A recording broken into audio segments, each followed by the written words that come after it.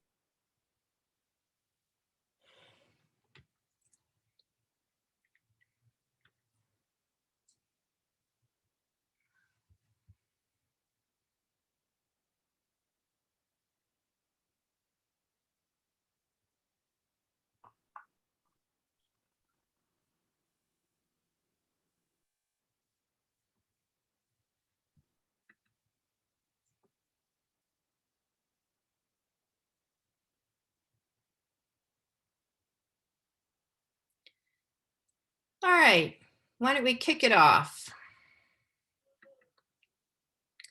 Hello and welcome. I'm Nina Sadowski, Program Director of NYU Los Angeles, and it is my great pleasure today to bring to our Spotlight series Bowie Kim, who I met through a very beloved mutual friend. And then when we met in our own right, I reported back to that mutual friend. I said, oh my goodness, she's lovely. And apparently she said that I was lovely, proving that both of us know nothing of what we speak. Just take a look at her picture there, that great photo she's using. With that, I would like to introduce the not so scary Bowie Kim for what I think is going to be a very exciting conversation about being the unicorn in the room. So Bowie. Hi. Hi. Hi, Nina. Hello, everyone. Thanks for joining us. Yeah, and by the way, the thing that showed up on my screen is just something I drew. So it was not intended to be scary. Well, I liked it, don't get me wrong, but I also found it scary. How I feel when I write, just dried up skeleton. Okay, we'll delve back into that later, why writing makes you feel like a dried up skeleton. I have to contemplate that. But before we get there, I want to just ask about, your path to the writer's room. I know you had, what and also with that, what you would consider your big break, because that's what people always want to know. When did you know that you had actually made it? What was that moment? God. So I consider myself just really, really fortunate that I broke in relatively quickly, because it's different from everyone. Some people break in like 2 years, some people it takes them 5-10 years. And I think everybody knows, like, there's no one path that is the same. So for me, I moved to LA around 2012 to attend UCLA Film School. And it was a quarter system. So we were writing a script every 10 weeks, at least one script. And I think I came out of the school having written about 8 to 10 scripts total. So during the course of film school, I was very fervent about submitting to every reputable screenwriting competitions out there, TV fellowships, feature fellowships that I could find. And I think my big break was when I graduated in 2015 with my MFA in screenwriting. And in the same year, my writing partner and I got into 2 TV fellowships. So it was the CBS Writers Mentoring Program, which is now I think called Viacom CBS Writers Mentoring Program. And then we also got into the CAPE New Writers Fellowship, which the CAPE stands for Coalition of Asian Pacifics in Entertainment. So what we jokingly call the Asian Fellowship. And for, I think there's some undergrads in the audience, am I correct? Yeah. So I think not everyone is familiar with TV fellowships and what they are. So what it is all the big studios and networks, so ABC, Fox, WB, NBC, CBS, HBO, etc. They all now have TV programs that are more often than not lead directly to staffing. So for CBS, if you're in the CBS fellowship, you are being better positioned to be submitted for staffing on a CBS, CW, or Showtime show, because that's all owned by CBS Studios. And most of these fellowships have an emphasis on diversity and inclusion, so for traditionally underrepresented groups. And I think now there's a lot of feature-oriented fellowships popping up as well, like for Sundance and Universal. Mm-hmm. And the big break actually took like half a year, because through the course of being part of these two amazing fellowships, they actually don't focus. I think a lot of people think like, oh, you're going to go into these fellowships and you're going to learn how to be a better writer. But it's not what you think, actually. It's, you're not going there to be taught how to write good scripts. Like, good scripts are a given. Like, that's something you should prepare in school or on your own time. Once you get into these fellowships, they actually focus on making you the most hireable writer, the most staffable writer. So, so much of my day-to-day when I'm not in a writer's room is taking meetings. So what these fellowships help you do is teaching you how to take those meetings and how to pitch yourself and your life story in a way that'll sort of, make a memorable impact on executives and producers and whatnot. So through the course of doing these two fellowships, we were sort of taught how to better market ourselves as writers with the scripts that we have been writing thus far. And the big break then was that the fellowships helped us get meetings into writers' rooms. So in Erica, my writing partner, in our case, we were put up for as staff writers on a CW show called Reign, which was this kind of soapy historical drama about Mary Queen of Scots. Mm-hmm. And because we were prepared with our samples and with, how to pitch ourselves, and we also had we had to teach ourselves how to pitch as a team as well, which is kind of a whole separate thing. Because you have to kind of make sure that you come as a united front and not one person talks more than the other. So that was our first big break, was, being able to take that interview that was set up by CBS, the program, the fellowship. And we were lucky enough to sort of get staff right out of the gate out of grad school. Would you say that I thought that was very interesting that you said that you thought the single thing they taught you was how the most important thing was how to be more hireable as a writer. Yeah. And you really think that was just about the how to pitch yourself, or were there other things that they taught you about how to be the most hireable writer? That was definitely the main focus. I think good writers I think there's a lot of writers who fall through the cracks because they don't know how to be in rooms and be able to convey who they are and what they can write well to people who are hiring writers. So, and staff writer, being a staff writer in a writer's room is a very specific thing. It's a very specific role. And that was the other thing that the fellowships did teach us, is not only how to get staffed in a writer's room, but how to stay in the writer's room and continue to be staffed. As they almost more important. Yes, once you're in there, I think not everyone gets asked back because they make some faux pas or whatnot. So once you're in there, yes, then they also kind of give you the tools to know how to be a good staffer, the lowest level writer on the show, and making yourself invaluable. So you're South Korean, but you had this very international upbringing, right? So you also lived in Portugal, Brazil, and Vietnam and Japan, right? Is that every place? So how do you feel that?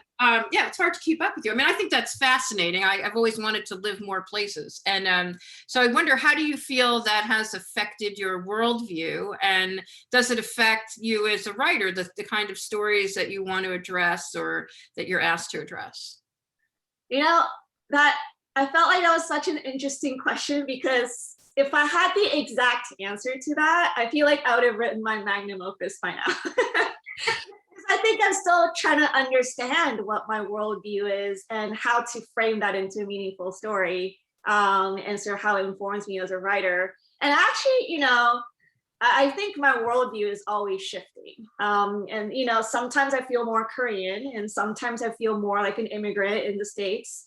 And also, having grew up as a Korean in Korea, now finding myself as a Korean in America is an entirely different thing that I have to contend with. So I feel like I'm in a position of kind of always constantly examining what my worldview is and what my voice is and how I can make that useful in the room. But I think part of having moved around just, I think, gave me the tool to be really adaptive. But I think, at first when I was younger and sort of still learning how the sort of the room dynamic is like and all that, I was maybe being a little too adaptive. Like, I think I was more, I'm a bit more of an introvert. I prefer to listen than talk until I know what I'm talking about.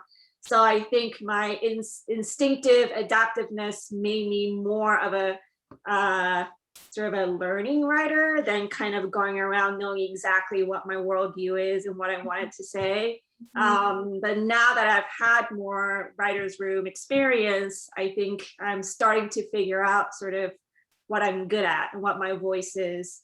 And taking confidence in that I bring kind of a sort of non-traditional sort of worldly view to the room. So now I take a lot of pride in that. I think that's really interesting because I think obviously whatever experiences we have, whatever upbringing we have, that's our lens on the world. We're formed by those experiences, But I think it's also very important that we are always evolving that worldview, right? Because that's how, if you're not, I don't know, what would you write about, right? You have to continue to, like for me, I write to figure out what everything means. That's how I process it, right? So I think that's very interesting that you're both feel the solidity of your worldview evolving, but that you're open enough to recognize that it's still going to go exactly directions. All right, so let's talk about Star Trek a little because that's a big sexy topic. So was that a part of your upbringing as a kid? I know it's a global phenomenon, but I don't know, did it translate into South Korea? Well, I get asked this question a lot, and I love that Star Trek has now existed so long. It's 52, actually it's 55 years this year. That's crazy. It's crazy. It's like truly become a generational thing. So depending on who I'm talking to, everyone has a different favorite Star Trek, right? Like some people are diehard, the original series, like they want Spock and Kirk all the time. Some people want the Next Generation, like Picard, there's their man. And then I have a lot of friends who like Captain Janeway is their favorite captain. So I just love meeting people. They tell me like which Star Trek is their favorite. I feel like I kind of know their secret a little bit just because I've met such a variety of people that where Star Trek just means something so special to them from childhood. And I say that because for me, Star Trek wasn't explicitly part of my upbringing. It actually was never syndicated in the countries that I grew up. I surprisingly wasn't exposed to it until much later in adulthood. But I've always been a sci-fi fan. And as a genre storyteller, I always knew that a lot of what I loved had all been deeply influenced or built on the shoulders of Star Trek. So I knew what it was, I knew what it meant to people. And then when I finally sat down to watch all of it, that's when I realized, like I know this because it's everything I've loved comes from, the Star Trek world. Foundational. Yeah. Yeah. So did you feel like a kind of a pressure because it's so iconic? Did you feel like, oh my God, this is a great mantle of responsibility to the fan base? Oh my God, it was so much pressure.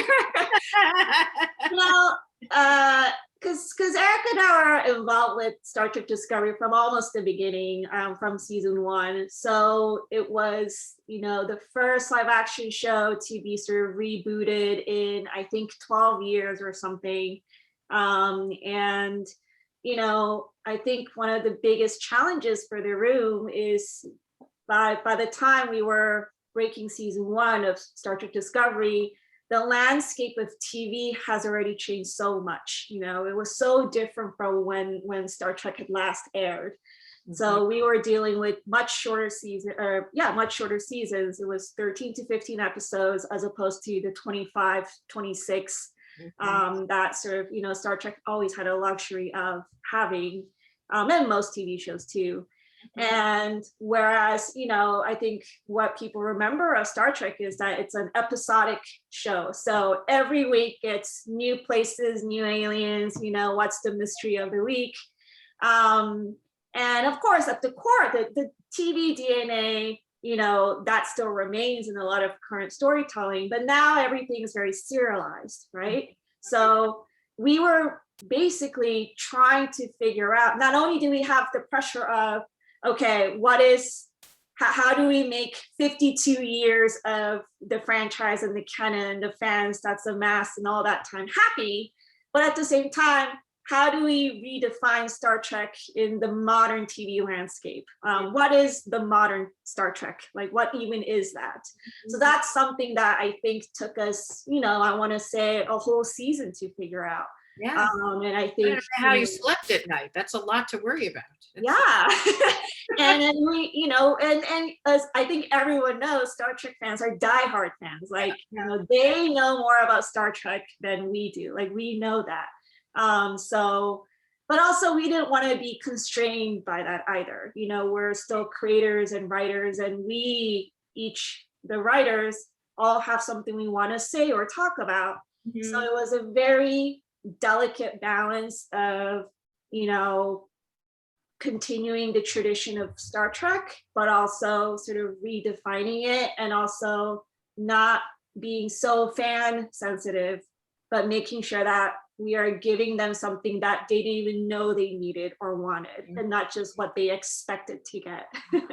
Yeah, that is quite a challenge. I mean, I think that, I think one of the interesting things about sci-fi is it allows us to comment on our current world in a way by imagining the future. And that was always the case. I mean, even from the original Star Trek, right? It had very progressive ideas about, a more utopian world, right? And so did you, how much did that come into play? What were you thinking about in terms of what were the current issues that were at hand, and how could you relay them into the series? Yeah, I mean, I think that's why writers are drawn to genre storytelling, right? Like, and it's not just sci-fi. I think now it's being done in fantasy and horror and supernatural stories. I think at its core, a good story will always have something to say.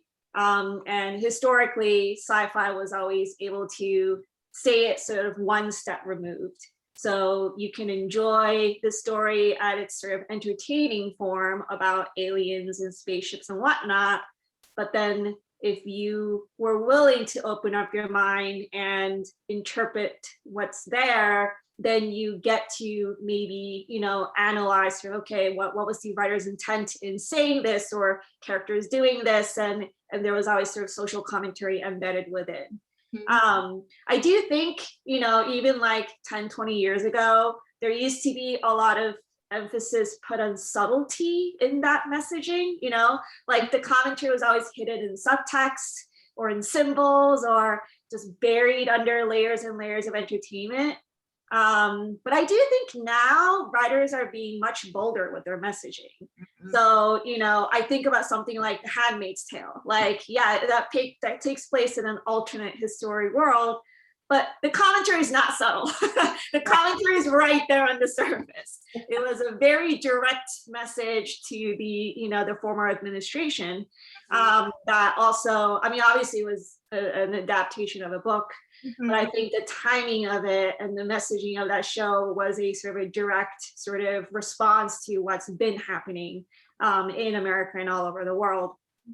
So I think I think, yeah, I find it really interesting that what used to be just, oh, I'm going to write a cool sci-fi show and have some social messaging in there. I think now writers are going in thinking about the messaging first and how to craft the world around it in a way that it doesn't feel preachy and it can still be enjoyed as a piece of entertainment. But that when you watch it, you are absorbing sort of what the writer has been wanting to say or want to comment on. You're invited to think about the issue at hand. Right? Yeah. So you said before that, one of the things you were figuring out in those early days in the room was, what stories that were important to everyone to tell. Was there a particular story that was important to you to tell? On Star Trek? That's that kind of gets into like, it's a very hard question to answer. I mean, obviously, I try to put in as much of sort of my own worldview and what I wanted to say into my episodes. But the fact of the matter is, a writer's room and how you write scripts and how, the stories that end up on screen are so collaborative. It's not just one writer coming into a room and saying, I want to talk about this. It comes out of 6 to 10 people, sometimes even 15 people sitting around a conference room and talking about what stories we want to be telling with these characters in this world. So because I was coming up as a lower level to mid-level writer, and writer's room, I mean, it depends on what room you're in, but they tend to be bureaucratic. So, the more experience you have and the higher level you are, the more you are able to sort of not have a say, but you have more power in the room. And ultimately you are servicing the vision of the showrunner or the showrunners. So it's really on the showrunner to bring to the room, okay, here are the issues I want to talk about, or these are the issues I want to tackle. And it's on their room to service that vision. So I think to answer your question, I can bring my views on a particular issue that the showrunner wants to tackle. But yeah, obviously, I pitch my own stuff and there's stuff I wanted to talk about.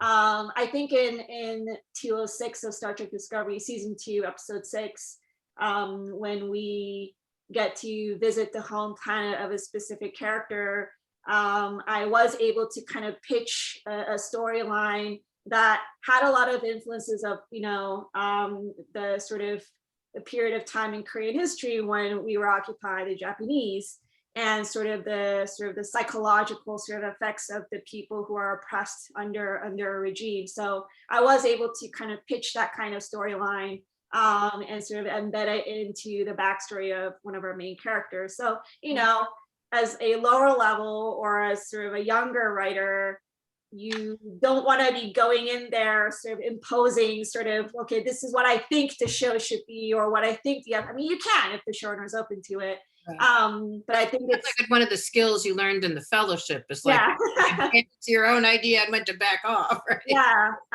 But what I'm trying to say is it is a very collaborative process. And I think every episode has all of the voices and opinions of all of the writers in an episode and in the season. So yes, there's a lot of me in it, but it's an us product. All right, I have a few more direct questions for you, but I want to remind our audience that they can put questions in the Q&A and I will field them to Bowie. So, there's a lot of talk about representation in Hollywood now, and deservedly so. And do you ever feel either a self-imposed or an external pressure to represent a particular point of view or a cultural representation of a certain point? I mean, I found it interesting that you said you were able to reference a point of Korean history. But so I wonder what that dynamic is like for you and how it's affecting sort of where you are in the industry right now. Yeah, I mean, yes, there's a lot of talk about it these days. And I feel like it's only because we're finally talking about it, right? And that writers are finally able to talk about it without fear of being either alienated or with fear of retaliation. I mean, I don't want to speak for the whole group, but I do think, I think a lot of BIPOC writers feel that external pressure. But I also feel like every writer needs to transform that pressure in the way that they see fit. So I have writer friends who take it as a social responsibility, as an obligation to create stories about underrepresented people. And I admire that, and I think that's super important and a completely valid way to go.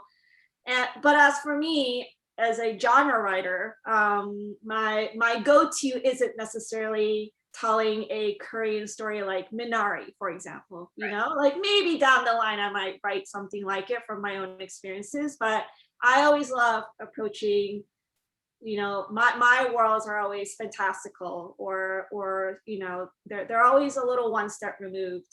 Mm-hmm. So I want to be writing about aliens in space. So, and yes, as I mentioned, like sometimes I find ways to put in my sort of, Korean representation or Asian representation. But when I'm not doing that, then for myself, I make sure to find ways to push representation in other ways, such as hiring a diverse staff or having a diverse cast and crew. And, in our CBS fellowship, someone came to, we get like series of lecturers and guests who've been in the industry and sort of giving back. And someone actually told us that our job as a diverse writer, a BIPOC, our job is to stay in the industry and pave the way. So sometimes, obligations and responsibilities aside, I feel like just us being us is a full-time job. Like that takes up all of my brain space. and making sure that when we're putting ourselves out there in rooms or pitching or whatnot, or writing scripts, that making sure that we get to be ourselves and we get to celebrate ourselves for being ourselves, and not just sort of what the industry wants us to be or their very specific perception of us. Right. Good answer. So when we first met, you described yourself as the unicorn in the room, which could have had a lot of meanings. And I love that phrase, as you know. We promoted this event as learning what it meant to be in the unicorn in the room. So we cannot now tantalize our audience without actually asking you, what does it mean to be the unicorn in the room to you? Okay. So I have a two very different answers to it. So my first part of my answer is that, and this is why I'm going to be completely honest. Yeah, please. When I said unicorn, I sort of said it in jest, because I was actually referring to an article that came out, I think in the New York Times in like 3 years ago. And it kind of made the rounds amongst the TV writers, because the journalist in the article called the upper level writers who are diverse and or female as unicorns. And it kind of caused like a bit of an uproar, because the journalists made it sound like there were maybe like 10 of us. and that's what I mean when I say, the industry views us a specific way. Mm-hmm. So the truth is that there is no shortage of BIPOC writers, right? We're only made unicorns because it's a systemic problem in Hollywood, where it makes it difficult for writers not only to break in, but stay in. Mm-hmm. And even if, it's a whole problem right now that the Writers Guild is, trying to fix, which is even writers who break in and get staffed on their very first shows, they have a hard time getting their second job, or they have a hard time rising up the ladder. Mm-hmm. Because it's a systemic problem. It's just hard to do it. And that's why the article came out, because, compared to all the people at a lower level, kind of going through that chokehold, trying to break in and climb up the ladder, there really is, very sort of just a small group of people who are mid and upper levels, and they are very sought after. and that's sort of hence the whole unicorn issue. So, but again, the truth is that there's plenty of talent out there. So, in fact, there's a field of unicorns out there, but the industry is still blind to it. And to end my first part of my answer, what I just wanted to mention that what this article ended up doing is it actually inspired writers to create really amazing online databases that are now readily available for showrunners to find writers at every level, but especially the writers that we're now calling pre-WGA. So these are up and coming aspiring writers. So if it actually hadn't been for that article, I don't think these databases would exist anymore. And I think it really opened up a lot of sort of showrunners sort of, resources and minds to realizing, oh, like there's a whole pool of people out there that are just untapped because they're either underrepresented or because just sort of the system is against them. So right now I jokingly call myself unicorn because my writing partner and I are oftentimes the only diverse female writers in the room. But what my second part of that answer is, unicorns aside, it's how to make yourself valuable in the room, right? In any room. I'm not just talking about a staff writer in the writer's room, and I'm talking about the meetings you take to get into those rooms. Or if you're a feature writer, then it's, pitching to producers and executives. So I think in the case of being the writer, in the lowest level writer in a writer's room, where you are there, this is your first show and you want to prove yourself and you want to stay on the show. I think the key is to identify what your superpower is. So in the best version of the writer's room, everyone will have their own superpower. So you have the showrunner who kind of, it's their vision, it's their show. They'll always kind of have a sense of what they want to see in the show, in the characters and the storylines. And then you have other writers who might be great at structure. And you have writers who are really good at solving problems. If the room is hitting a wall, they're the first ones to be like, okay, but what if we try this? And that's a superpower. You have the funny writers who will not only kind of be the sort of, not a class clown, but like a good kind. Like if they're not there in the room, if the room is kind of quiet and these people kind of fill the silences with jokes and kind of keep the room sort of in a good mood. And that's a really valuable skill set. And as a drama writer, we always like to joke that, it's better to be the funniest person in the drama room than the least funny person in a comedy room. I think well observed that point, yes. Yeah, and I think that's very true. And that person is really valuable. So all of these upper level, mid-level writers come with a certain skill set that they really found and honed. And so I think if you want to be a valuable staff writer in a writer's room, you have to figure out what isn't taken. Like, what is this room missing that I can fill in? You are the sand that fills the crack. So if you feel like no one is focusing on a specific character, a supporting character, focus on that. Maybe you're gonna come the next morning with 5 pitches on this character that accidentally is getting ignored, or the showrunner just doesn't have time to think about.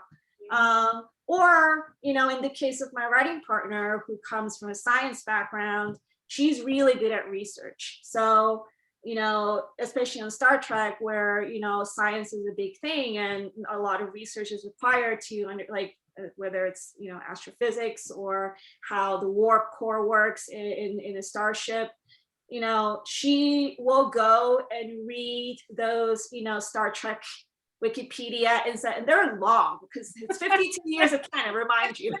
So the Wikipedia page on warp core it'll take you like 20 minutes to read through it, but she always did it. She was always the one that read through that very dry text of, you know, technobabble. And she was invaluable in the room because people would turn to her and be like, oh, so what did you find out? Like, or Right. she would pitch based on what she read.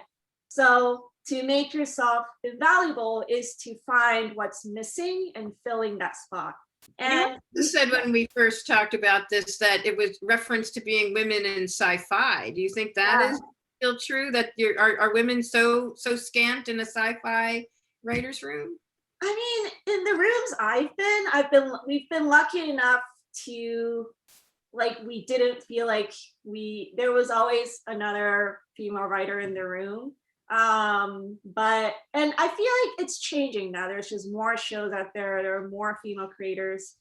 But yeah, I think, you know, majority of the time you are sitting next to a plaid shirt wearing middle-aged white guy. Is the Who's plaid shirt de rigueur? Is that necessary? so yeah, and now, like, again, like, there was a little bit of a, like, you just wanted to get along with the boys, you know. I'm sure, you know, like, there was always that. And you kind of felt like you had to do that in order to fit in or climb up the ladder a little bit. But Mhm. now, again, because people are talking about this more, because it's in the zeitgeist, because we can talk about it without having this fear of retaliation. I think it's allowed us to have more of a voice in the room. And hopefully it's making people's lives a little easier and being able to be more themselves and be able to find a superpower that really is your superpower, as opposed to kind of faking it or hoping that it kind of gets in the good graces of um, the room. So you write with Erica, right? That's your partner. Can you talk a little bit about that? I mean, how you met, how you decided to partner, what it's like working in a partnership, advantages, disadvantages. Yeah. So we were friends first. We met in undergrad at Bryn Mawr College. We actually met as badminton partners. We were in the varsity team together. There's a whole story. It's a very nerdy thing to do, playing badminton. Yes, I was going to say varsity badminton. That is pretty nerdy. Okay. Yes, this is the 2 most athletic years of my entire life.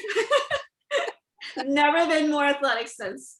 But yeah, she was we were actually on 2 very different parts of the campus. She was a science major. I was anthropology, archaeology. But we've always kind of loved watching movies and talking about TV shows. And after graduating from college, we ended up just on, like, well, where we first kind of really bonded is Battlestar Galactica, the reimagined series by Ron D. Moore, had just finished airing. And Eric and I remember we basically both binged it in the same time frame. And we loved it. Like, we were exchanging emails about our favorite episodes, like the directing, our favorite shots. Like, we were like, we made a very nerdy list of our favorite tracks by, like, the soundtracks. And so we realized that we really were attracted to very similar kind of filmmaking and writing. So we ended up writing a spec of an existing show at the time, which was Castle. Castle was in its 2nd season. And so we wrote it, had a blast writing it, and submitted to a few screenwriting competitions. And it ended up placing 2nd place in a screenwriting competition. And then we were like, oh my God, maybe we don't suck together. It came as a huge shock that, a script we wrote, the first script we wrote, would be acknowledged in such a manner. So then I ended up coming out here, and she was already out here. She went to USC, completed her PhD in neurobiology, as one does, I guess, as a backup to writing. So, actually, I think we've always, like, neither of us did solo work before prior to teaming up. Like, we've always written our first scripts together. Mhm. And yeah, in TV, writing teams are pretty common. I think the statistics is like 30% of Mhm. TV writers are in teams. They tend to be married couples or siblings. And then you have, like, undergrad college friends like us.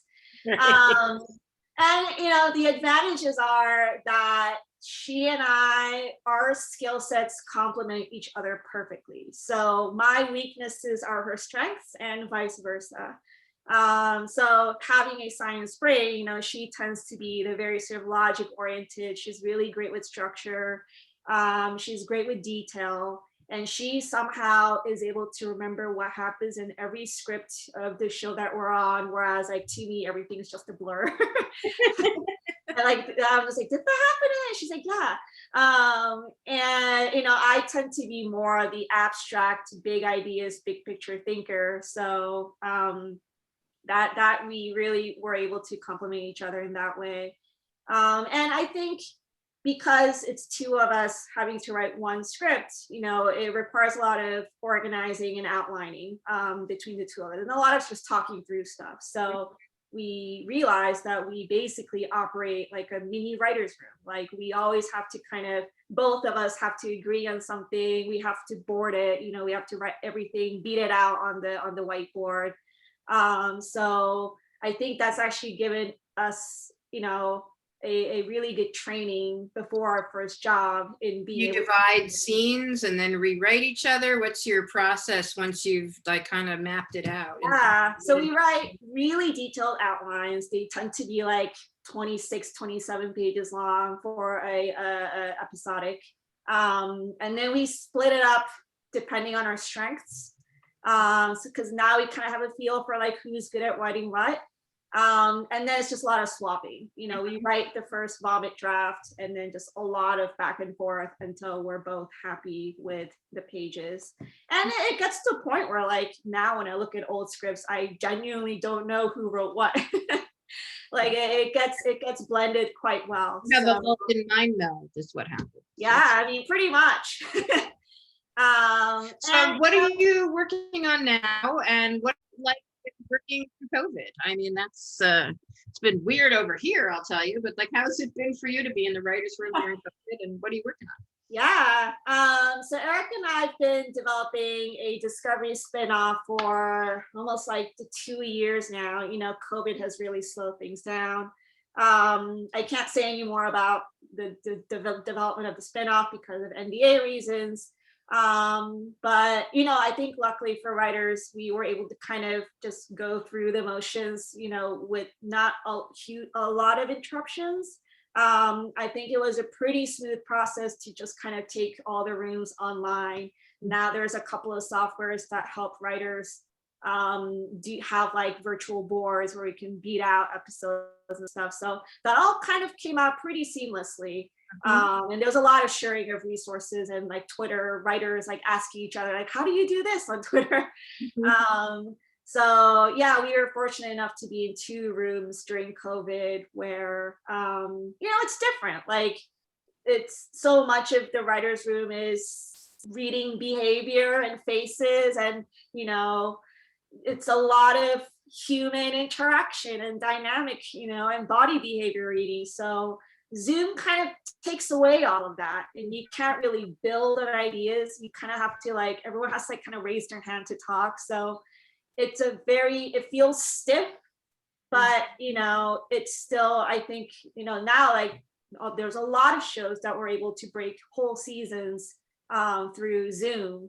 So I think we were able to relatively, continue our work unscathed. Do you think rooms will continue post-pandemic? Do you think there was any advantages, for example, about being able to bring people in disparate locations together through a Zoom? Yeah, I certainly. I think that's, like, the big debate right now, as we're kind of seeing a little bit of the light at the end of the tunnel. We're really weighing the pros and cons of, I think I think the majority of people miss being in a room with people. Like I think there's no doubt that there's a lot of importance put on having that synergy, being there in person. But I also know that the rooms being online allowed writers to zoom in from anywhere. Like I know a lot of New York writers who are able to participate in LA rooms. In the room that I was just in, we had a writer from Atlanta who was able to zoom in. So I think it is kind of leveling the playing field a little bit in an interesting way, and in a very crucial way that I think, and I know that, there's a lot of talk about, it's providing way more accessibility to writers with disabilities, and how that has never been an option for them before. So I think now that we've seen it work and that it's not impeding any of the workflow, I think it will now be on the guild and the showrunners to figure out, okay, like how much do they want to open this up, right, and how can we incorporate the virtual part of what we've been doing into sort of hopefully, the future rooms. Yeah, I think it's a conversation that's being had across a lot of different spheres right now. And I think that if we're smart about it, we'll really harness the advantages of it. Because I think there are some, but I think also we're all dying to be back in a room having conversations. And I predict we might have the roaring 20s. We might all just get, crazy and time. But the parties we'll have. the parties we will have. I keep saying, and so many people like you who I've only ever met on Zoom, and I kept saying, next time, but with wine, right? Like that's my goal. It's so simple. Anyway, I want to go to a few questions that we have from our listeners. So one is, this is from a former NYU LA student who's graduated, who I know because she actually met her writing partner in the program at NYU LA. So we're kind of thrilled about this. And her question is, what are your top tips for writing partners trying to break into the industry? My top tips for writing partners.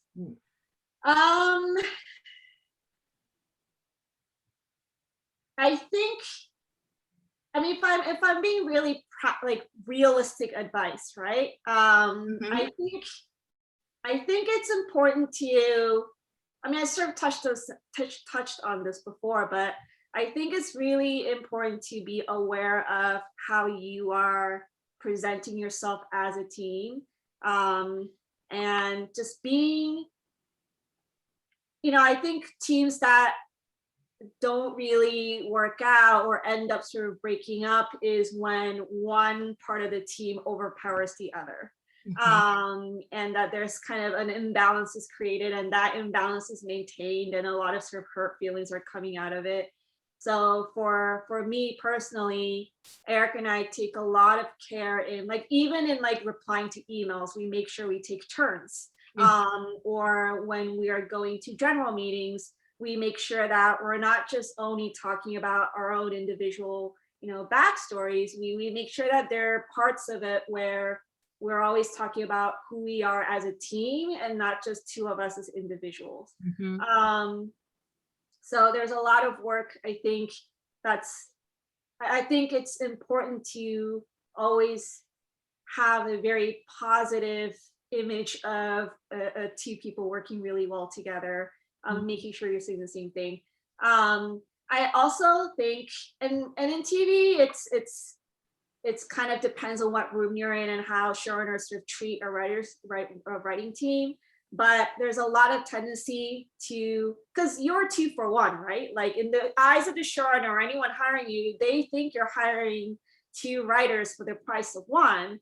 And it's kind of on the team to protect the fact that you guys can't be split up. So this has been an issue in the rooms, and these are the horror stories I've heard where one writer of the team is sent to set while the other stays in the room and helps break stories. Like, no, this should be treated as one entity because you're paying one price for 2. And if but sometimes Erica and I, we tell the showrunner, oh, we can split up and just, divide and conquer because of time limits or time pressure. But I think it's important for teams to control that and not let other people control how you are used in rooms. Mm-hmm. That's a good segue. That was a question was from Mariah, and this is a good question from Bennett, who is in fact her writing partner. Mm-hmm. And I think you partially answered this before, and I think you partially answered it now, but when shows are hiring writers, what are they looking for and where are they looking? Like you talked about, as partners, you should show your value, as you should figure out how to be the unicorn in the room and provide something that no one else does. So those are things obviously showrunners are looking for, but what else are they looking for, and how are they finding people? How do they get the attention? How do you find, if you're a new writer, how do you make your way to the attention of a hiring writer? Yeah, I mean, that's where I think everyone just does it differently, right? I mean, I recently went through a staffing process where I was in the position of hiring. And I, at the end of the day, I'm sent 80 to 100 pilots, and Erica and I divvied up sort of, you read this pile, I read this pile. And at the end of the day, it really just at first boils down to writing. Mm-hmm. It's how voicey is your script. Mm-hmm. Does it stand out from 89 other scripts that's on my pile? Mm-hmm. And I am looking for, for example, because we're hiring for a giant sci-fi show, I was sent this really beautiful play. It was like an excerpt from the play they had written, and it was beautifully written and very character driven, but it didn't give me a sense of, will this person be able to know how to write to a sci-fi budget, or like all the structural challenges that come with breaking a sci-fi show. So those are the questions I found myself asking. And I think I ultimately didn't ask to meet with the writer because I just could not see how it translates to a sci-fi show necessarily, even though the writing was beautiful. So I guess I'm kind of saying contradicting things right now, but I know the first bar you have to pass is your voice has to stand out. For me to even ask the questions of, is this person worth meeting? Your pilot just has to be fresh and stand out from the pile. But how that gets to the desk of a showrunner hiring, I think it's just, there is no one path. Like, I had friends of friends who sent me scripts. I had a list of, I think like 50 or 60 writers from the production company that produced the show. And those are writers that they had met through, how many ever years and amassed, and they're people they liked in general meetings. And then I had emails from agents and managers who, caught wind that the show was hiring and sent their sort of roster of clients. Mm-hmm. So, and then I had friends, and I had like just, the thing that I was mentioning earlier, of like, there were the databases, and there were, acquaintances I've met via Twitter that I was friendly enough that I offered to read their script. Mm-hmm. And that we had enough of a relationship where I was comfortable saying yes to receiving a script to be considered for staffing. So the path is, depending on whether you're repped or not, or, if you're repped, then that is definitely the path to go. And you want to be on you want to take as many meetings as possible to get on those lists of vetted writers. But if not, then, like Twitter became such an unconventional but totally viable way where people were putting themselves out there with the log lines of the pilots, and showrunners do look and they do pay attention. So I think attacking it from all of those venues that you have, but also like don't overuse it, like you don't want to be pestering people to get you start, like be very specific and genuine about who you ask to get read, because you will be remembered if you pester too much. If you ask people to read people who are not strong. Yeah. So you have probably just one shot with that person or that venue. So I say use it wisely, but I think it's become a little more just because of the whole sort of, showrunners' eyes being open to, especially because we just went through the agency strike where there was a huge period of time where showrunners didn't have access to their agents to rely on for, new sort of writers and pilot submissions. So, a lot of showrunners did take to online venues. So I think there's more ways to get in now. I think so too. I think the Kraken has been unleashed, and they're not going to come back so easily. But I think that, yes, I think you're right. Also, you really have to pursue every angle because you don't know what's going to make something land and what's going to open that door. This is another good question about breaking in from another viewer. About your opinion about whether spec scripts of existing shows are still a valuable tool, or if people really want original ideas and original IP in a writing sample. What do you think about that? This is like a whole it's a debate that like bubbles up on Twitter like every now and then. When I was doing staffing on our show, there was no spec scripts. It was all original pilots. And I have not seen a spec script used as a sample in the years that I've been working. I think now sort of and I think there's some more sort of old school showrunners who would be open to reading a spec script of an existing show. But I think right now spec scripts are mostly written, one, because the practice is completely invaluable, because that will be your job, is to mimic the voice of your showrunner in the show once you get into a room. But I think now primarily it's either an amazing writing exercise that every writer should do, but also they're viable in their, I think some of the fellowships still require one spec and one pilot. But I think my advice is any writer who is serious about breaking in and like you want to start staffing this year and going up for staffing, you should have an original sample, because I think now showrunners, even if somehow you got them to read a spec sample, they might ask you for an original one just in case. So I think you always need to have that in your back pocket. Things in the arsenal ready to go. More than one thing. And okay, so this is a slight pivot, which is about sort of the politics of the room. Have you ever encountered a showrunner who you clashed with, or reached a point where you wanted to quit? And how do you deal with friction with the higher ups when you're getting going?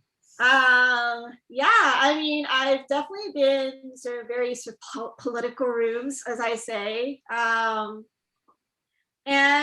and it's very easy to get lost in it, like you get wrapped up, you get caught up in the politics. I think I think a lot of writers, we like to say like there's no room where there's no drama.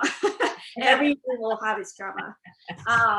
And if not, then that's just a miracle. And when I find myself getting caught up in that kind of stuff, I have to just remind myself that it's you have to put the show before yourself. And that often means you're setting aside whatever politics or whatever you're clashing with aside. And if this is a hill that you really need to die on or fight on, it better come from a place not from ego, but for the sake of the story or the character or the show. And most often than not, if you kind of reframe your mindset in that way, then you will realize that you're like the beef is worth not having. But if you're super passionate about a very specific story thing, and if you do feel like that's the hill you need to die on, then maybe you do, and then that's sort of the risk you take. But anything that is personal or it's a personality clash usually harms the show and really harms the morale of the room, because you are a very close knit group of people. And if there's one person that's upset, or if there's some sort of grudge or whatever, it really affects the whole staff. So yeah. Yeah, that's interesting. It's sort of relating back to what you're saying about, figure out how to be useful in the room. I imagine one of the things that ways you can be useful is just by not getting involved in drama. Yeah. Totally. No, just do your job. Right. Just put your head down. Like, if the politics don't involve you, do not get involved with it, even if you want gossip. We all want gossip, but the job comes first. So have you done a lot of adaptations? We have a question specifically about adaptations, and how do you know what details to preserve and what to change, which I think is probably different I've done a lot of book to film adaptations, and I would say that it's different every time, but what's your perspective on that, besides that you kind of have to let the material tell you? Yeah. On the feature side, Erica and I have done a couple of adaptations now. And it's just been different every time. I think some producers bring a book to you and they're completely open to not preserving anything. So it's like, they love the world, but they're totally okay with a different angle of the story, or condensing stuff. Or like, same world but different story altogether.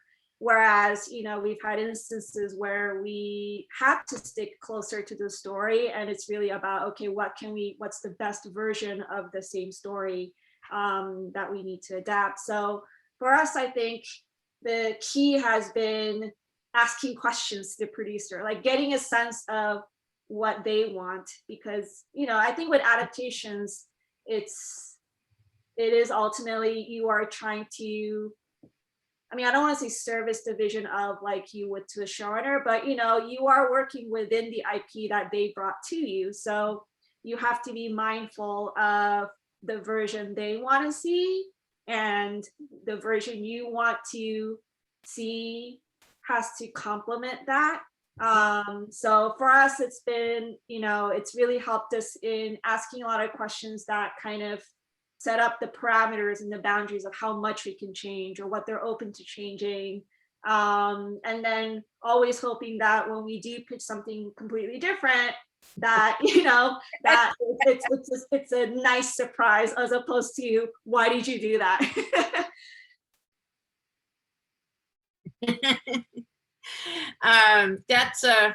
That's always a good strategy. Yeah. So let me ask you a question. What do you like best about being a TV writer, and what do you like least about being a TV writer? Oh my God. I think the whole reason why, one of my nerdiest moments in life is when Lord of the Rings, Fellowship of the Ring, had just opened in theaters. I think I went to watch it in the theaters like 10 times in a row. Like, I was just blown away by it. And then later I got that, like, the collector's edition DVD set.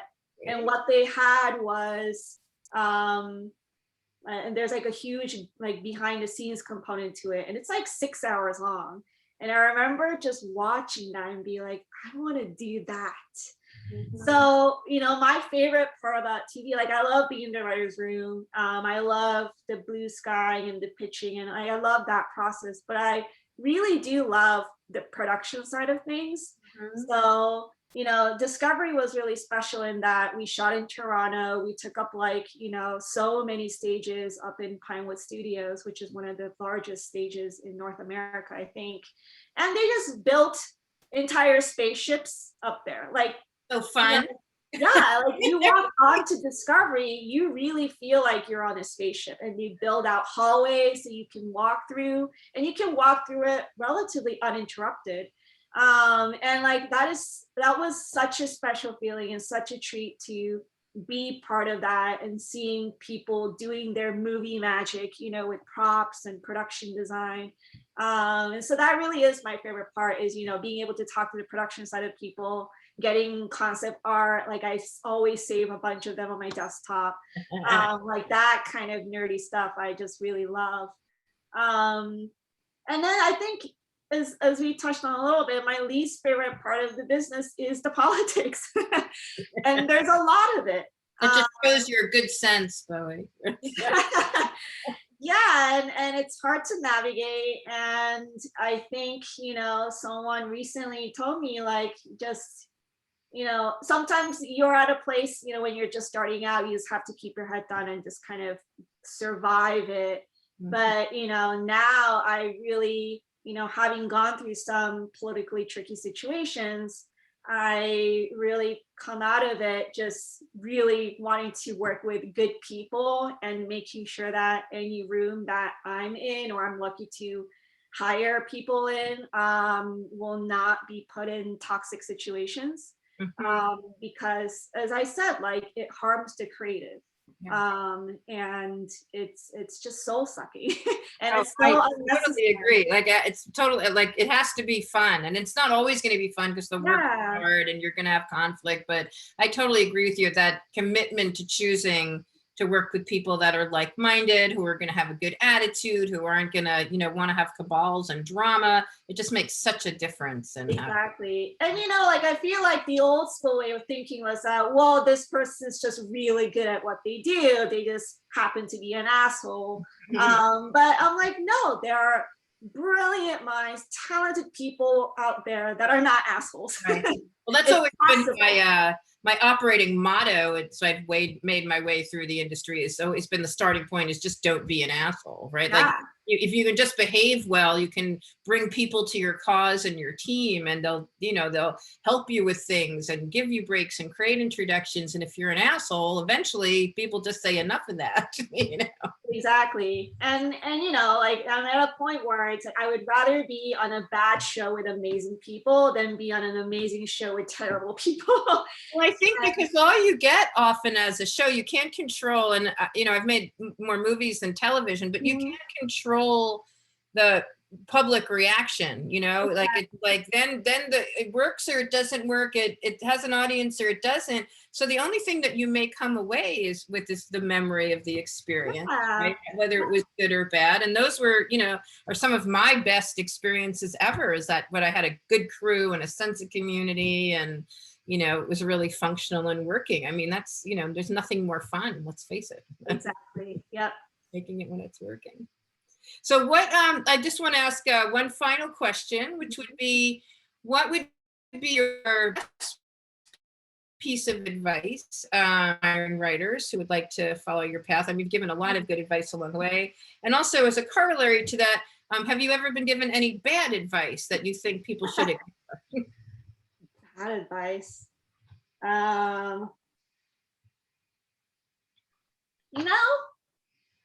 I think I think I was lucky enough to surround myself with great mentors that Oni gave me. I'm having a hard time thinking about bad advice. How about good advice? What would be your best advice for? Yeah. I think my best advice that I don't hear that often, I don't know, maybe I could be wrong, is just, and especially for students coming fresh out of undergrad or grad school, I would ask that they should be prepared, like do your homework. Because and like for myself, personally, like I'm very online, like I'm very active on Twitter, starting to get into Clubhouse, which I'm I'm still trying to figure out what that even is. But I just started playing with it this week too. Yeah. Yeah. It's like radio kind of. A bit. But I think even when I was coming up, podcasts only started to become a thing, and there were very few sort of writing oriented podcasts that were available, and actually for me, what was really monumental in sort of my own education outside of film school was Ben Blacker has this podcast called Nerdist Writers Panel, which he invites TV writers to kind of talk about their big breaking in and sort of their anecdotal, the whole experience of being a TV writer. And Ron D. Moore actually had one for Battlestar Galactica where he kind of talks about the writer's room process and sort of the behind the scenes from a writer's POV. So that was really monumental for me and kind of educating myself in how TV writing works. That you're not taught in film schools or in books necessarily. So when I meet younger writers now, I feel like those resources are at their fingertips as well. So I kind of, I want younger writers to be prepared because you never know when your first opportunity is going to come to you. And if you are, well, you know, having your material is just a given. Like you should always have something to show for it because you really truly don't know when your first yes or when your first may I read your script is going to come. But the flip side of that is you should always be prepared in terms of your knowledge of the industry or the specific position that you're going into, because there's so much out there now that tells you about it. So I feel like it's not an excuse to be like, oh, well, I've never experienced this, so I don't know how it works. It's like, no, it's all like, it's on you to know. It's on you to be prepared. It's on you to be on top of industry news and getting like deadline alerts, or, you know, making sure that you know who the hot writers are or the hot properties, what's been announced, because all of that will come into play. And I think it'll show in your general meetings or your coffees. And from as a person who takes a lot of those meetings with younger writers or up and coming writers, I can also sense how much homework they've been doing or just how ready they are to step in because they've just immersed themselves in that world and the knowledge. So yeah, I feel like there's no excuse in not doing that homework. I think educate yourself is a great piece of final advice for a program sponsored by NYU Los Angeles. I think you brought that home beautifully. So I want to thank you again for being so generous with your time and your insights for our audience. Really a pleasure to have you. And I hope to get the chance to welcome you in person at the Academic Center when we're all back on the other side of this madness. But thank you so much. That was a really wonderful interview and I appreciate your candor. Thanks for having me. All right. Thanks for joining us, everyone, and for your questions. And everyone stay well and healthy and see you soon. Thank you.